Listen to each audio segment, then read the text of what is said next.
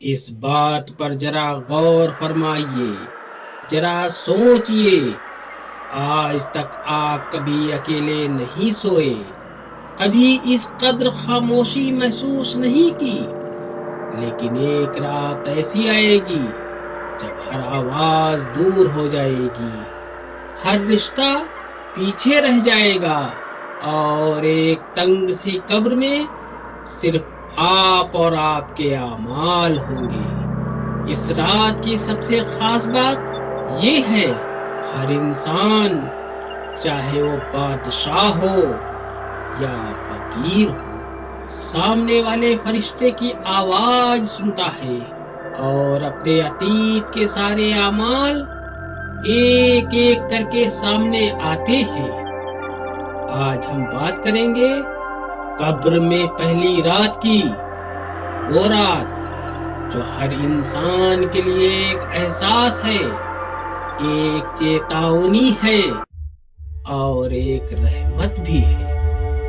جب موت کا وقت نزدیک آتا ہے تو انسان اپنے چاروں اور کی دنیا کو دھیرے دھیرے کھونے لگتا ہے۔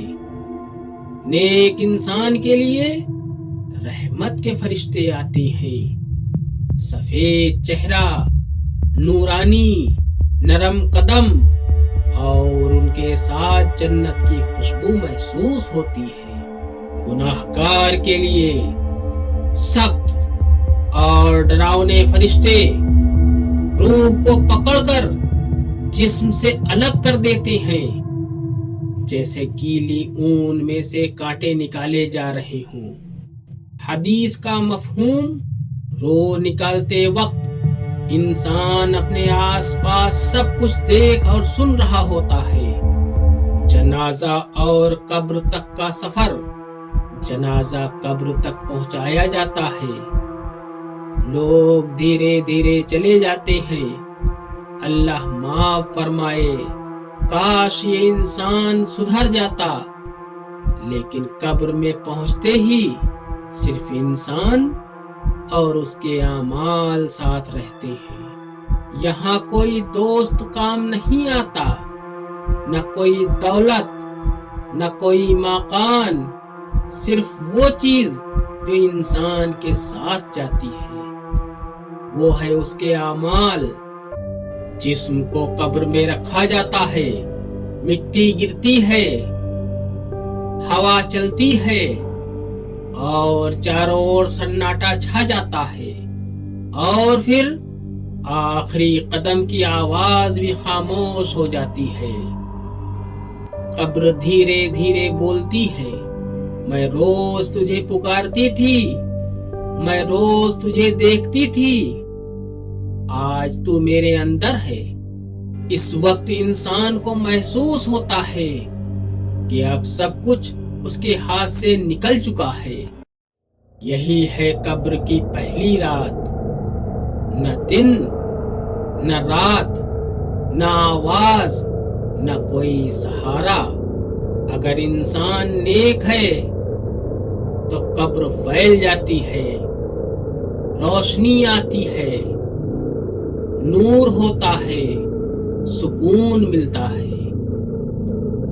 گناہگار انسان کے لیے قبر سکری ہو جاتی ہے، پسلیاں آپس میں گھس جاتی ہیں، اور ہر سانس ایک چنوتی بن جاتی ہے۔ اچانک دو فرشتے سامنے کھڑے ہو جاتے ہیں، منکر اور نکیر۔ ان کی آواز اتنی تیز ہوتی ہے کہ دل کانپ اٹھتا ہے۔ سوال ہوتا ہے، تیرا رب کون ہے؟ نیک انسان کہتا ہے، میرا رب اللہ ہے۔ گناہگار صرف ہائے ہائے کرتا ہے، مجھے یاد نہیں۔ تیرا دین کیا ہے؟ تیرے نبی کون ہے؟ ہر سوال انسان کی روح پر بھاری پڑتا ہے۔ نیک انسان کے لیے قبر جنت کا باغیچہ بن جاتی ہے، سکون، نور، روشنی ہر طرف پھیلتی ہے۔ गुनाहगार के लिए कब्र एक सकरी गली में बदल जाती है। अजाब और पछतावा हर पल महसूस होता है।